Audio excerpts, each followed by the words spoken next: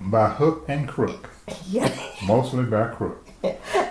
So how did we finance Blue City Cultural Center? Woo! You know, that's a good question because we're not unlike most theater companies or arts organizations. However, you can do it, as we say, sometimes one person works and makes sure the family is taken care of, and another person devotes his or her time to the organization and try to get the grants and try to do other things to bring monies in. Other times, sometimes both people work, and then both people actually try to keep the organization afloat. There's sometimes when both people don't work and try to keep the organization afloat. So as many people as you have operating organizations like ours, that's how many ways you got how people try to keep the organization afloat. But that's how we did it. And there are several different ways. First of all, our board was mainly made up of community advocates. And so many of them were in the same situation that we were in.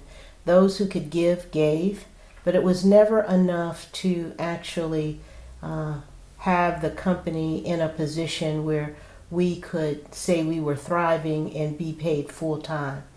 And then the state of Tennessee did come in, and particularly the Black Caucus and the caucus from Shelby County, at that time led by Alvin King and others, actually got us and Steve Cohen actually got us a huge grant that allowed us to do some things that we had not been able to do in the past. So we were able to have a full resident company for about 2 years. Right, exactly. And then as a result of that, we had a good friend of ours from France, Michel Favre, who talked to Levi and said, I'm going to have this major conference in Paris, and I would like for you all to come and perform. And so it was only $10 to register. And I said, well, Levi, you can get it $10, but I don't think we're going to Paris. But again, little did I know or recognize what possibilities were. Right. I met Michelle Favre when I was a junior in college because I had written a play on Richard Wright. And I wrote the play on Richard Wright because a year or so before that, a lady came to the college I attended. It was Southwestern in Memphis at the time, and she did a show on Gertrude Stein. And she said, afterwards I got a chance to talk to her about the show, and I said, I really enjoyed your show. And she said, yes, do you know that Gertrude Stein and Richard Wright were good friends? When she lived in Paris, he would go by and visit her. I said, I didn't know that. And she said, somebody needs to write a play about Richard Wright. I said, yeah, you're right. And she said, and you need to do it. I went, whoa. And so that's how I wrote the play, or why I wrote the play.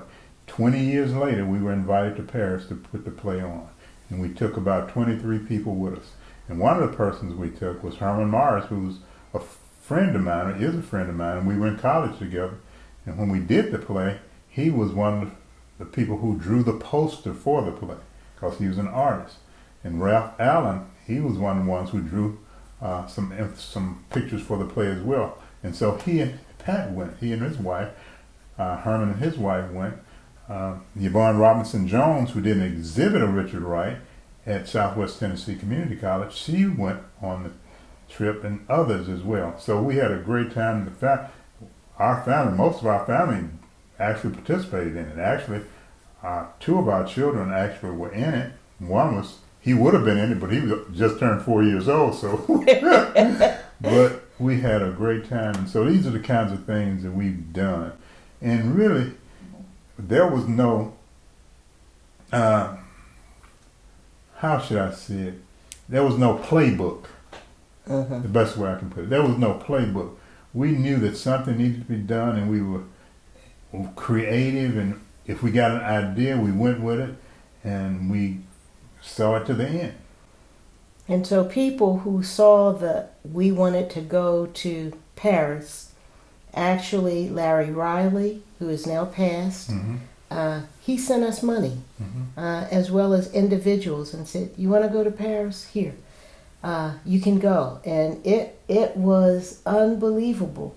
And so many times And I think as artists, we just assume that something will happen. And it will.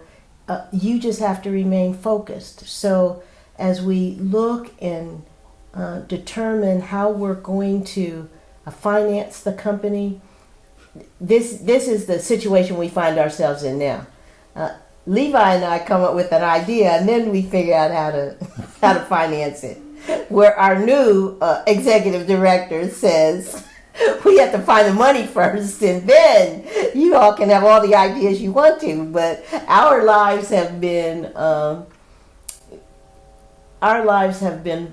truly fulfilling, and hopeful, and lively, and inspiring, because we believe that the Lord gives us these ideas, and then He says, you come part of the way, and I'll take you the rest of the way.